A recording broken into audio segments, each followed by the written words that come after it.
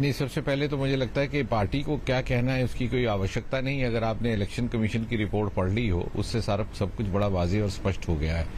हाँ, लेकिन जैसा आपने कुल मिलाकर के एक बात रखी, तो इस विषय में हमारा ये मानना है कि ये कांग्रेस की पुरानी रणनीति रही है कुछ एक वर्षों से। जब वो हारने लगती है और ये मान लिया जाए कि जब वो ईवीएम में कुछ नुक्स निकालने लगते हैं, तो it is an indication that they are faced with immediate defeat. और असम में भी ऐसा ही है। और मैं आपको एक बात ये भी बता दूं कि जो हम इलेक्शन आगे बढ़ेगा, एक और आरोप भी भारतीय जनता पार्टी पर आने वाला है कांग्रेस की ओर से और विपक्षियों की ओर से, और वो ये रहेगा कि वोटर तो बटन दबाता था हाथ का, लेकिन बीजेपी वालों ने कुछ अंदर ऐसा प्रोग्रामिंग किया था हर ईवीएम मशीन के अंदर कि वोट चला जाता था लोटस को, कमल को।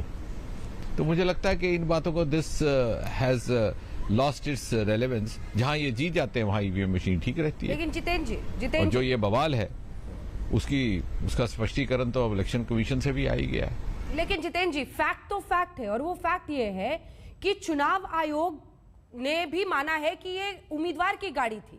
गाड़ी में ईवीएम का मिलना अपने आप में बड़ा ही संदेहास्पद लगता है ना। ये फैक्ट है कि ये ईवीएम मशीन किन हालात में कहां से पाई गई और उसमें कोई छेड़छाड़ हुई है कि नहीं हुई है। अब मुझे नहीं लगता कि इलेक्शन कमीशन, अब देखिए मीडिया चैनल को तो इलेक्शन कमीशन से ऊपर उठ करके बात करने का अधिकार है, लेकिन एक जिम्मेवार पदाधिकारी के नाते मैं I can not speak about the shoulder and head of the election commission of India which is a constitutional body. मुझे लगता है जो उन्होंने कहा है हमें उसी से मुतमईन होना चाहिए। Although I understand that the breaking news could not break to the full extent. Breaking news तो खैर सर बात की बात है, सवाल है ईवीएम का एक उम्मीदवार की गाड़ी में मिलने का। इसीलिए मेरा अगला सवाल है कि विपक्ष आपको घेर रहा है, कह रहा है हम तो पहले से कह रहे थे बीजेपी यही काम करती है, उसको बल मिला है। ऐसे में क्या स्ट्रैटेजी है, क्या रणनीति, क्या है, क्या जवाब है आप लोग? हाँ, करें कोई स्ट्रैटेजी की आवश्यकता नहीं है। 2 मई को आपको स्ट्रैटेजी पता चल जाएगी। और मैंने ये भी बता दिया कि 2 मई को जब परिणाम आएगा तो इन्होंने ये कहना है कि ईवीएम की मशीन के अंदर एक ऐसी प्रोग्रामिंग की थी। एक और बवाल खड़ा होने वाला है कि जो बटन दबाया जाता था हाथ के ऊपर वो वोट जाता था कमल को। फिर एक मुद्दा और आ जाएगा 9 बजे की बहस का रात को। ममता जी ने तो बीते दिन भी सर धांधली का आरोप लगाया। वो बूथ पर नंदीग्राम में बैठी रही, उन्होंने कहा कि केंद्रीय गृह मंत्री के निर्देश पर काम कर रहे हैं।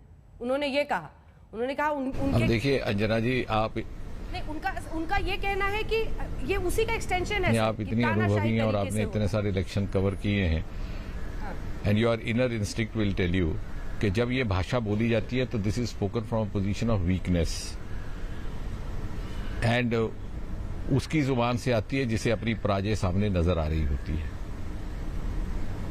अब उन्होंने कहा, लेकिन आपके अभी तो मीडिया एक टीम है वहां बैठी हुई, कोई दिखाए ना कि कौन से सीआरपी वाला किस वोटर को रोक रहा है।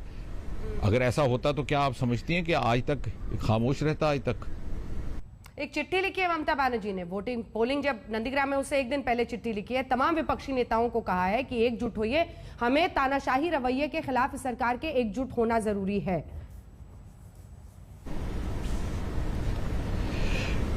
देखिए दिस इज वो ये कहना चाह रही है ना, बेसिकली उनका ये कहना है कि सरकार चाहे गवर्नर का गलत इस्तेमाल हो, हर तरीके से गलत इस्तेमाल। This is an afterthought. ये चिट्ठी लिखनी, she is just trying to be apologetically trying to justify her defeat कि ये इसलिए हुई, ईवीएम की प्रोग्रामिंग हो गई, होम मिनिस्टर ने हरा दिया। लेकिन मैं तो हैरान हूं, वहां पर आज तक की टीम मौजूद है, बाकी मीडिया चैनल मौजूद है, वो कहीं दिखाएं तो सही किस वोटर को किसने रोका है। We live in an evidence based era. और दूसरी बात यह है कि ये इकट्ठा होने वाली जो बात है, ये तो पहले भी इकट्ठा है। अभी असम में हमारे खिलाफ 10 पार्टियां इकट्ठी हैं, जिसे महाजोत कहा जाता है। अब और कहां से लाएंगे इकट्ठा करने को? ये तो पहले ही इकट्ठा है। आखिरी सवाल आपसे, क्या जरा सा बैकफुट पर बीजेपी हो गई है असम की इस घटना के बाद? नहीं, जवाब देने की आवश्यकता नहीं है। जवाब जनता दे रही है, बढ़ चढ़ करके दाव दे रही है। 80% पहले फेज में वोट हुआ है, जो बीजेपी प्रधान सीटें हैं। एक विश्लेषक की तरह बात करिए, जब एक पार्टी सत्ता में रहती है 5 साल, तो थोड़ी बड़ी मात्रा में एंटी इनकम्बेंसी आ जाता है। तो क्या होता है कि अगर 80% पिछली बार रहा जैसे इस बार भी रहा, तो कुछ एक वोटर तो नाराज होते हैं, तो उसका खमजियाना जैसे आप कह रही हैं भुगतना पड़ता है, तो विपक्ष को वोट डालते हैं, तो हमारी परसेंटेज कम हो जाती है। या फिर कुछ लोग निराश हो जाते हैं।